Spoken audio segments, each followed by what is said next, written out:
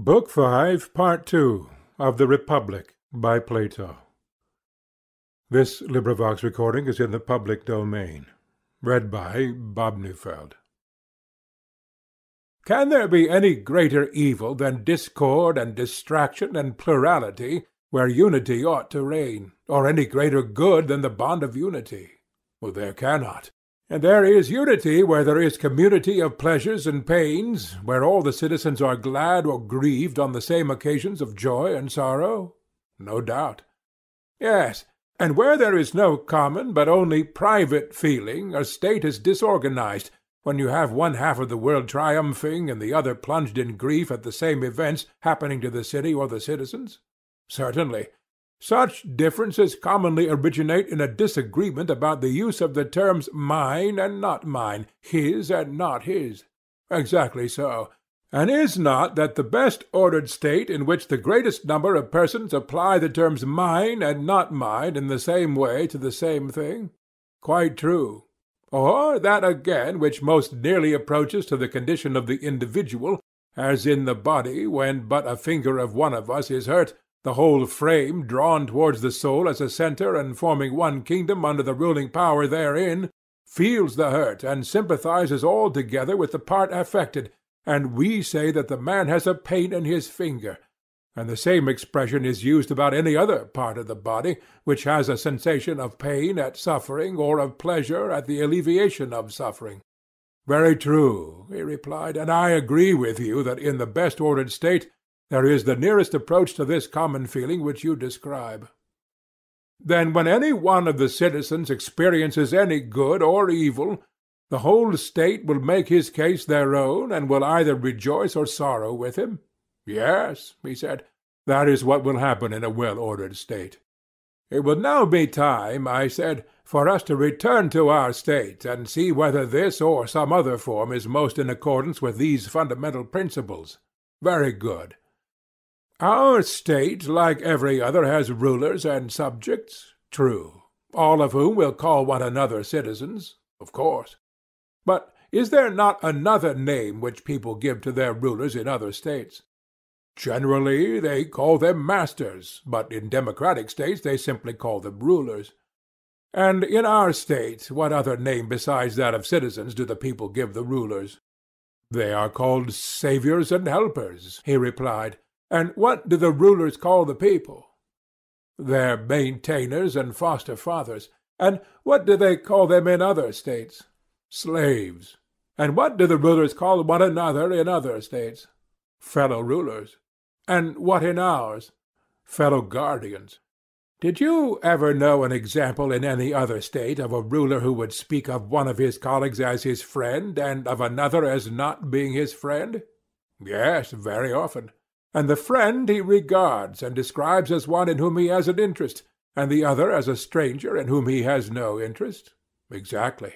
But would any of your guardians think or speak of any other guardians as a stranger?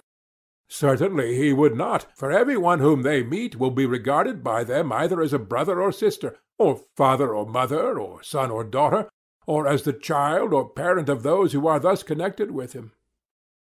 Capital, I said. But let me ask you once more, shall they be a family in name only, or shall they in all their actions be true to the name? For example, in the use of the word father, would the care of a father be implied, and the filial reverence and duty and obedience to him which the law commands? And is the violator of these duties to be regarded as an impious and unrighteous person, who is not likely to receive much good either at the hands of God or of man? Are these to be or not to be the strains which the children will hear repeated in their ears by all the citizens about those who are intimated to them to be their parents and the rest of their kinsfolk? These, he said, and none other. For what can be more ridiculous than for them to utter the names of family ties with the lips only, and not to act in the spirit of them? Then in our city the language of harmony and concord will be more often heard than in any other. As I was describing before, when any one is well or ill, the universal word will be, with me it is well, or it is ill. Most true. And agreeably to this mode of thinking and speaking, were we not saying that they will have their pleasures and pains in common? Yes, and so they will. And they will have a common interest in the same thing, which they all will alike call my own, and having this common interest they will have a common feeling of pleasure and pain? Yes, far more so than in other states. And the reason of this, over and above the general constitution of the state, will be that the guardians will have a community of women and children. That will be the chief reason. And this unity of feeling we admitted to be the greatest good, as was implied in our own comparison of a well-ordered state to the relation of the body and the members when affected by pleasure or pain. That we acknowledged, and very rightly. Then the community of wives and children among our citizens is clearly the source of the greatest good to the state? Certainly. And this agrees with the other principle which we were affirming, that the guardians were not to have houses or lands or any other property. Their pay was to be their food, which they were to receive from other citizens, and they were to have no private expenses, for we intended them to preserve their true character of guardians. Right, he replied. Both the community of property and the community of families, as I am saying, tend to make them more truly guardians. They will not tear the city in pieces by differing about mine and not mine, each man dragging any acquisition which he has made into a separate house of his own, where he has a separate wife and children and private pleasures and pains. But all will be affected, as far as may be, by the same pleasures and pains, because they are all of one opinion about what is near and dear to them, and therefore they all tend towards a common end. Certainly, he replied. And as they have nothing but their persons which they can call their own, suits and complaints will have no existence among them. They will be delivered from all those quarrels of which money or children or relations are the occasion. Of course they will. Neither will trials for assault or insult ever be likely to occur among them. For that equals should defend themselves against equals we shall maintain to be honorable and right. We shall make the protection of the person a matter of necessity. That is good, he said. Yes, and there is a further good in the law. That is, that if a man has a quarrel with another, he will satisfy his resentment then and there, and not proceed to more dangerous lengths. Certainly. To the elder shall be assigned the duty of ruling and chastising the younger. Clearly. Nor can there be a doubt that the younger will not strike or do any other violence to an elder, unless the magistrates command him, nor will he slight him in any way. For there are two guardians, shame and fear, mighty to prevent him. Shame, which makes men refrain from laying hands on those who are to them in the relation of parents. Fear, that the injured one will be succored by the others who are his brothers, sons, and fathers. That is true, he replied. Then, in every way the laws will help the citizens to keep the peace with one another? Yes, there will be no want of peace. And as the guardians will never quarrel among themselves, there will be no danger of the rest of the city being divided either against them or against one another. None whatever. I hardly like even to mention the little meannesses of which they will be rid, for they are beneath notice. Such, for example, as the flattery of the rich by the poor, and all the pains and pangs which men experience in bringing up a family, and in finding money to buy necessaries for their household, borrowing and then repudiating, getting how they can, and giving the money into the hands of women and slaves to keep. The many evils of so many kinds which people suffer in this way are mean enough and obvious enough, and not worth speaking of. Yes, he said, a man has no need of eyes in order to perceive that. And from all these evils they will be delivered, and their life will be blessed as the life of Olympic victors, and yet more blessed. How so? The Olympic victor, I said, is deemed happy in receiving a part only of the blessedness which is secured to our citizens, who have won a more glorious victory and have a more complete maintenance at the public cost. For the victory which they have won is the salvation of the whole state, and the crown with which they and their children are crowned is the fullness of all that life needs. They receive rewards from the hands of their country while living, and after death have an honorable burial. Yes, he said, and glorious rewards they are. Do you remember, I said, how in the course of the previous discussion some one, who shall remain nameless, accused us of making our guardians unhappy? They had nothing and might have possessed all things, to whom we replied that if an occasion offered we might perhaps hereafter consider this question, but that, as at present advised, we would make our guardians truly guardians, and that we were fashioning the state with a view to the greatest happiness, not of any particular class, but of the whole. Yes, I remember. And what do you say, now that the life of our protectors is made out to be far better and nobler than that of Olympic victors? Is the life of shoemakers or any other artisans, or of husbandmen, to be compared with it? Certainly not. At the same time I ought here to repeat what I have said elsewhere, that if any of our guardians shall try to be happy in such a manner that he will cease to be a guardian, and is not content with this safe and harmonious life, which in our judgment is of all lives the best, but infatuated by some youthful conceit of happiness which gets up into his head, shall seek to appropriate the whole state to himself, then he will have to learn how wisely Hesiod spoke, when he said, "Half is more than the whole." If he were to consult me, I should say to him, "Stay where you are, when you have the offer of such a life." You agree, then, I said, that men and women are to have a common way of life such as we have described, common education, common children, and they are to watch over the citizens in common, whether abiding in the city or going out to war. They are to keep watch together, and to hunt together like dogs, and always and in all things, as far as they are able, women are to share with the men. And in so doing they will do what is best, and will not violate, but preserve the natural relation of the sexes. I agree with you, he replied. The inquiry, I said, has yet to be made whether such a community be found possible, as among other animals, so also among men, and, if possible, in what way possible. You have anticipated the question which I was about to suggest.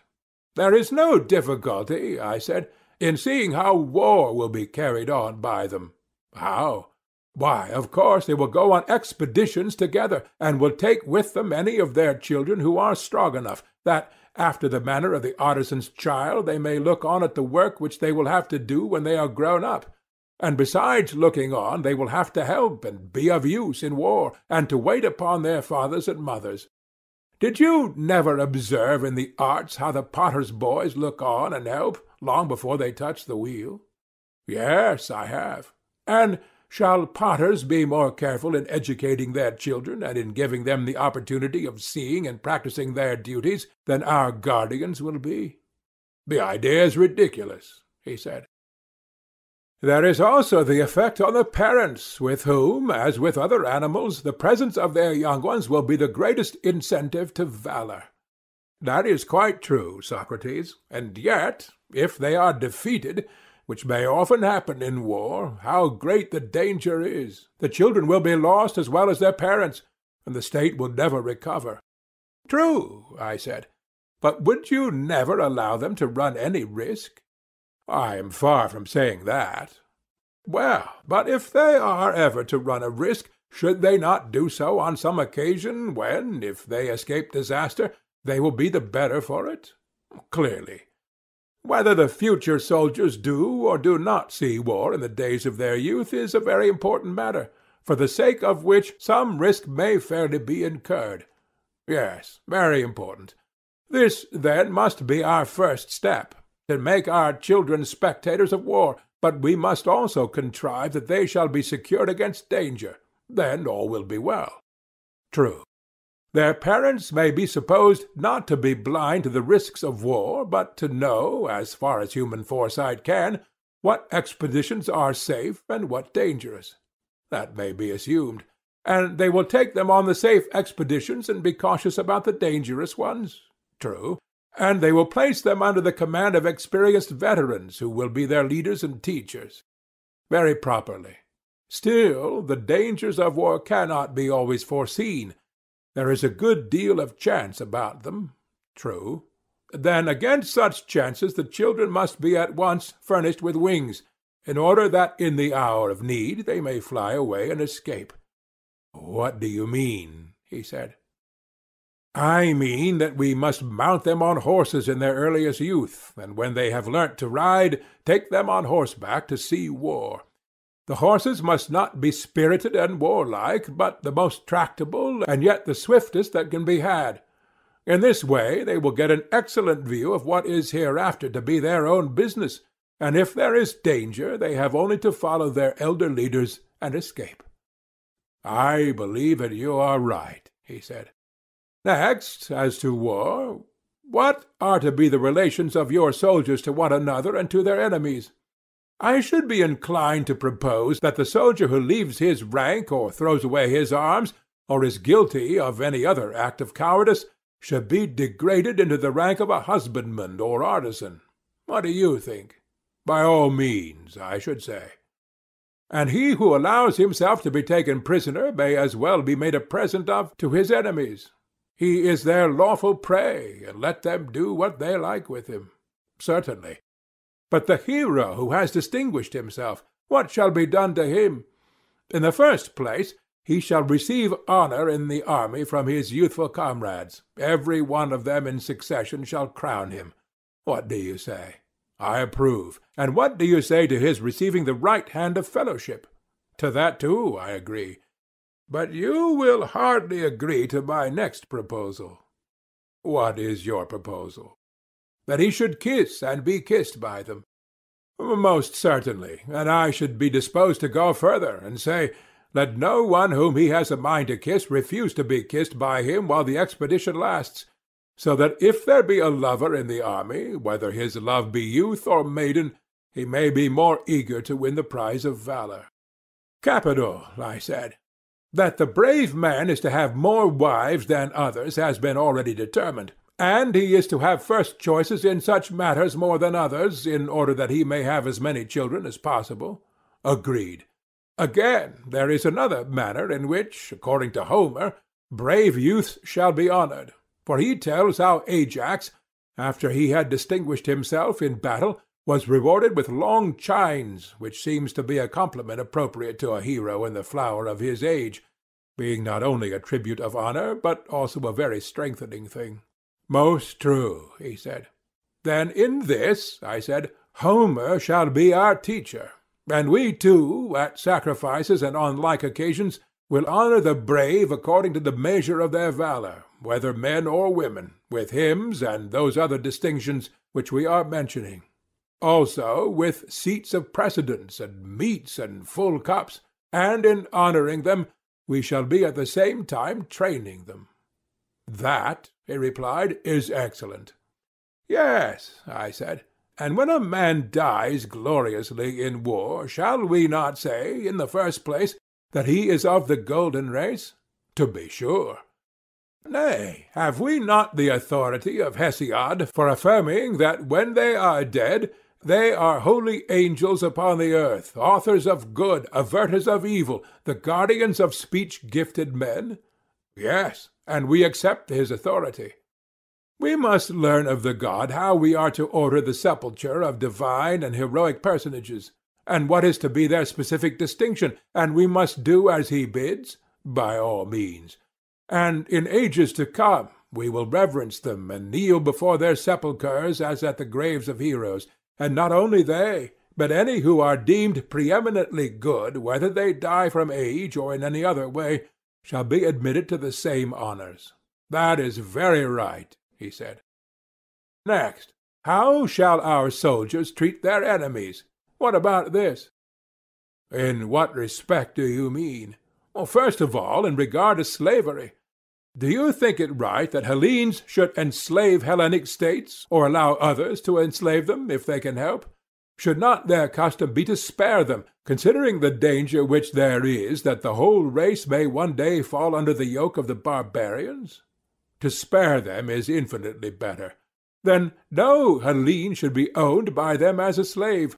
That is a rule which they will observe, and advise the other Hellenes to observe. Certainly, he said. They will in this way be united against the barbarians, and will keep their hands off one another. Next, as to the slain. Ought the conquerors, I said, to take anything but their armour? Does not the practice of despoiling an enemy afford an excuse for not facing the battle? Cowards skulk about the field, pretending that they are fulfilling a duty, and many an army before now has been lost from this love of plunder.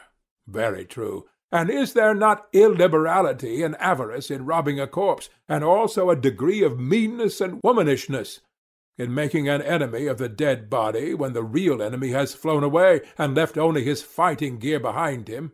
Is not this rather like a dog who cannot get at his assailant, quarrelling with the stones which strike him instead? Very like a dog, he said. Then we must abstain from spoiling the dead or hindering their burial? Yes, he replied, we most certainly must. Neither shall we offer up arms at the temples of the gods, least of all the arms of Hellenes, if we care to maintain good feeling with other Hellenes, and indeed we have reason to fear that the offering of spoils taken from kinsmen may be a pollution unless commanded by the god himself. Very true. Again, as to the devastation of Hellenic territory or the burning of houses, what is to be the practice? May I have the pleasure, he said, of hearing your opinion? Both shall be forbidden in my judgment. I would take the annual produce and no more. Shall I tell you why? Oh, pray do. Why, you see, there is a difference in the names discord and war, and I imagine that there is also a difference in their natures. The one is expressive of what is internal and domestic, the other of what is external and foreign, and the first of the two is termed discord, and only the second war. That is a very proper distinction, he replied. And may I not observe with equal propriety that the Hellenic race is all united together by ties of blood and friendship, and alien and strange to the barbarians? Very good, he said. And therefore, when Hellenes fight with barbarians, and barbarians with Hellenes, they will be described by us as being at war when they fight, and by nature enemies, and this kind of antagonism should be called war. But when Hellenes fight with one another, we shall say that Hellas is then in a state of disorder and discord, they being by nature friends, and such enmity is to be called discord. I agree. Consider then, I said, when that which we have acknowledged to be discord occurs, and a city is divided, if both parties destroy the lands and burn the houses of one another, how wicked does the strife appear! No true lover of his country would bring himself to tear in pieces his own nurse and mother. There might be reason in the conqueror depriving the conquered of their harvest, but still they would have the idea of peace in their hearts, and would not mean to go on fighting forever. Yes, he said, that is a better temper than the other. And will not the city which you are founding be a Hellenic city? It ought to be, he replied. Then will not the citizens be good and civilized? Yes, very civilized. And will they not be lovers of Hellas, and think of Hellas as their own land, and share in the common temples? Most certainly. And any difference which arises among them will be regarded by them as discord, only a quarrel among friends, which is not to be called a war. Certainly not. Then they will quarrel as those who intend some day to be reconciled? Certainly. They will use friendly correction, but will not enslave or destroy their opponents. They will be correctors, not enemies. Just so. And as they are Hellenes themselves, they will not devastate Hellas, nor will they burn houses, nor ever suppose that the whole population of city men, women, and children are equally their enemies, for they know that the guilt of war is always confined to a few persons, and that the many are their friends. And for all these reasons they will be unwilling to waste their lands and raze their houses. Their enmity to them will only last until the many innocent sufferers have compelled the guilty few to give satisfaction. I agree, he said, that our citizens should thus deal with their Hellenic enemies, and with barbarians as the Hellenes now deal with one another. Then let us enact this law also for our guardians, that they are neither to devastate the lands of Hellenes nor to burn their houses. Agreed. And we may agree also in thinking that these, like all our previous enactments, are very good. End of Book 5, Part 2.